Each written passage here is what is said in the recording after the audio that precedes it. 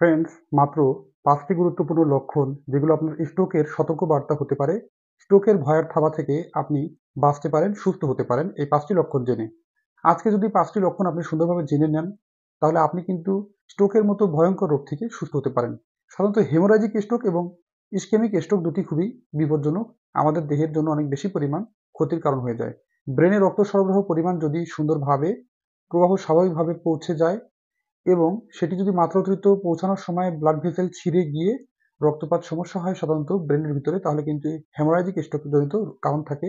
এবং যাদের ব্রেনে রক্ত সঠিকভাবে প্রবাহ মাত্রা নিশ্চিত না হয়, তাহলে কিন্তু ইসকেমিক স্ট্রোক বা ইসকেমিক স্ট্রোক নামে আমরা পরিচিত যে বিশেষ স্ট্রোকটি, সেটি কিন্তু ঘটে থাকে।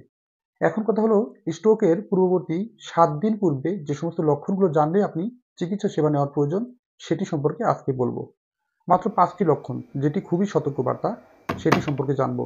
নাম্বার 1 হচ্ছে ব্লাড প্রেশার আনকন্ট্রোল থাকা, কখনো বেড়ে যাওয়া কখনো কমে যাওয়া, এরকম সমস্যা তৈরি হতে পারে।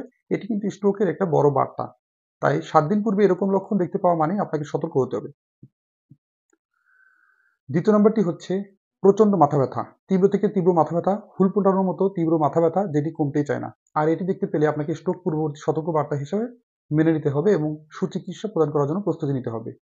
তৃতীয় নাম্বারটি হচ্ছে মুখ বাঁকা হওয়া, যে কোনো একটি সাইডে মুখ বাঁকা হওয়ার লক্ষণ থাকতে পারে, যেটি খুবই সতর্কবার্তা।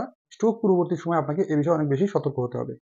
চতুর্থ নাম্বারটি হচ্ছে কথা বলার সময় মুখে জড়তা, জিহ্বা দিয়ে কথা বের না হওয়া। এই সমস্যাটা একটা কমন, যার এরকম সমস্যা আছে তাদের অবশ্যই সতর্ক হতে হবে। স্ট্রোক পূর্ববর্তী লক্ষণ এটি হতে পারে, তাই অবশ্যই এক্ষেত্রে সতর্ক হওয়া খুব জরুরি। এবং পঞ্চম নাম্বারটি স্মৃতি জড়তা, কথাবার্তা বলতে পূর্ববর্তী সময়ের কথা, কিছুক্ষণ পূর্বের কথাও মনে না রাখা, কাজ করার সময় কাজ ভুলে যাওয়া, এরকম বিভিন্ন সমস্যা।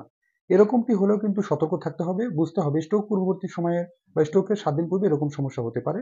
তাই এক্ষেত্রে অনেক বেশি পরিমাণ সতর্ক থাকতে হবে। হ্যাঁ বন্ধুরা, এই 5টি গুরুত্বপূর্ণ সতর্ক বার্তা যেগুলো আমাদেরকে স্ট্রোক থেকে বাঁচতে, সুস্থ হতে সাহায্য করে। তাই আপনারা অবশ্যই এই বিশেষ বিশেষ সতর্কবার্তা জেনে সঠিকভাবে মেনে চলার চেষ্টা করুন।